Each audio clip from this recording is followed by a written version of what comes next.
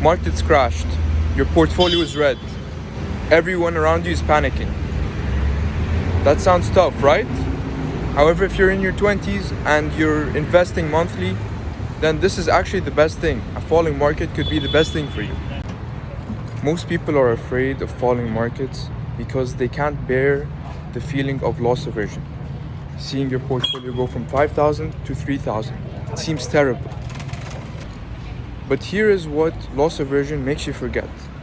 If you're putting money as a 20-year-old every single month, you're a net buyer. That means you're accumulating shares and wealth when the stock market is high and while it's low. And when prices are low, every euro you put in means you're buying stocks at a lower price. On the graph on the screen, you can see two scenarios, two lines, the red line and the yellow line.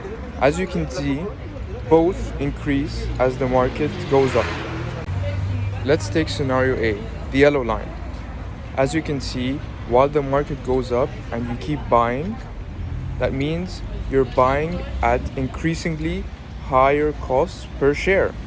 Your average cost per share is rising, and that's also depicted by the blue line representing dollar cost averaging, those jumps. And now scenario B, the red line. As you can see, you waited and bought a lot of cheap shares at once.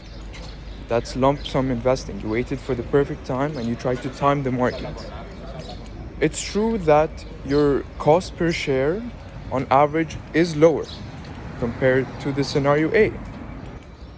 And one would say that, oh, so I'm actually winning with scenario B. But at the end, you can see, if you look at the latest time period on the graph, that the red line loses to the yellow line.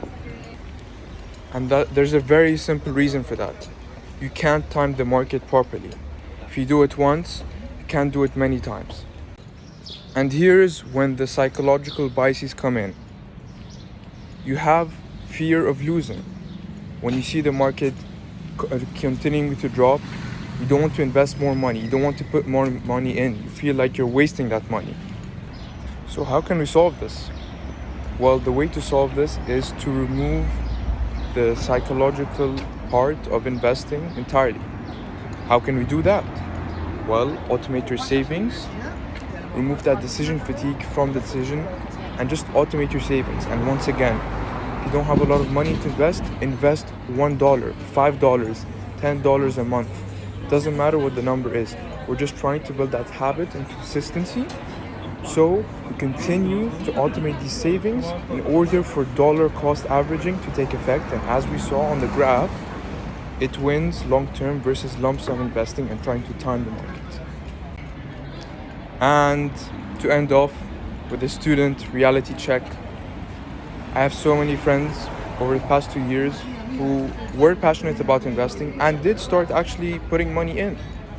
However, once things got worse and things got bad and the stock market started to go down, a lot of them, or I think all of them, sold and overtraded and didn't want to put more money in. They were like, oh, let's just wait, let's time the market and let's lump sum invest all at once the market is low enough so we can buy the dip. But as we saw on the graph, that's wrong, and that's not how you do it. You automate your savings, you remove the psychological trait out of investing so you can invest no matter what. Automate it and let dollar cost averaging and compounding take effect. If you're smart, ambitious, and still unsure what to prioritize, this is for you. I'm opening a waitlist for Behind the Scenes Blueprint Lab, where I share the exact systems I used to juggle internships, studies, building, investing, fitness, and social life in my 20s. Tools that start from where you are, not where you should be. Join using the link in the description.